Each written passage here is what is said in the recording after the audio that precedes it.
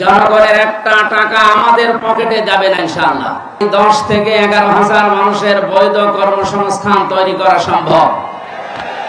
আমরা আগামীতে আপনাদের সাথে নিয়ে এই কাজগুলোতে আঞ্জাম দিতে চাই। আপনারা যদি সাথে থাকেন, আমি আল্লাহর উপরে ভরসা করে বলতে পারি, এই পাবলিক লাইব্রেরি মাঠে কুষ্টিয়াতে কিছুদিন আগে ঘোষণা দিয়েছিলাম, জামাত ইসলামী বাংলাদেশের যেহেতু এই বদনামটা আগেও নেই, এখন নেই, ভবিষ্যতেও থাকবে না ইনশাআল্লাহ, জনগণের একটা টাকা আমাদের পকেটে যাবে না ইনশাআল্লাহ।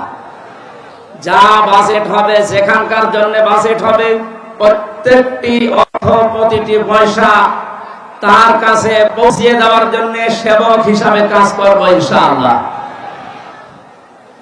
দ্বিতীয় নম্বর, যে ষড়যন্ত্রগুলো বিরোধী দলের বা অন্যান্য বন্ধুরা করছেন, আপনাদেরকে আমরা আহ্বান জানাই, রাজনৈতিক মোকাবেলা রাজনৈতিক ভাবে করা দরকার।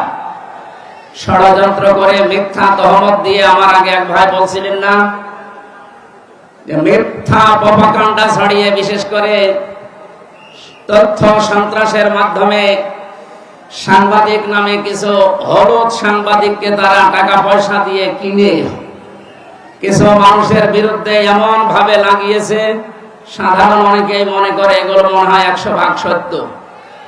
আমরা এই খোলা আকাশের নিচে দাঁড়িয়ে আপনাদেরকে দ্ব্যর্থহীন ভাষায় বলছি, আমার নামে যতগুলো কথা এ যাবত এই 6-7 মাসে তারা নিয়ে এসেছে, এর প্রতিটি লাইন, প্রতিটি অক্ষর মিথ্যা এবং বানোয়াট।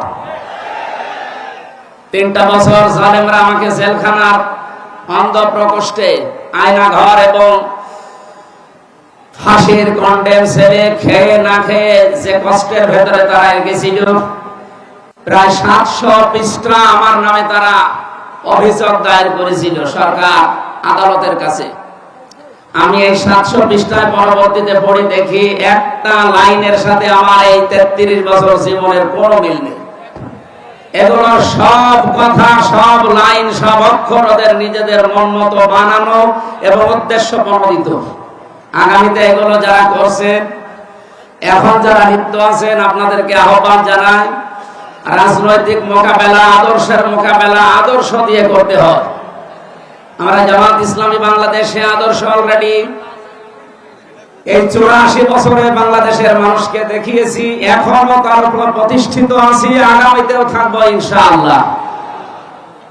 প্রাণ প্রিয় কুষ্টিয়ার ভাই এবং বোনেরা, কোরআনে কারিমের যে আয়াত আমি তেলাওয়াত করেছি আপনাদের সামনে, সূরা ফুরকানের 74 নম্বর আয়াতের শেষের অংশ, আল্লাহর ঘোষণা, ওয়াজআলনা লিল মুত্তাকিনা ইমামা। আমরা সবাই মিলে নামাজে বা মোনাজাতে এই কথা আল্লাহকে বলি, রব্বুল আলামিন তুমি আমাদেরকে মুত্তাকিদের নেতা নিযুক্ত করো বা বানিয়ে দাও। আমার মনে হয় কুষ্টিয়া সহ বাংলাদেশে এবার সব যোগ্য এবং নির্ভীক নেতা নির্বাচনের সময় অলরেডি এসে গেছে। নির্বাচন ফেব্রুয়ারির 12 তারিখে। এবার যদি এই সিদ্ধান্ত নিতে আমরা ভুল করে ফেলি, আমার মনে হয় 17 বছর না 34 বছরও আমাদের ভাগ্যের চাকা আর খুলবে না।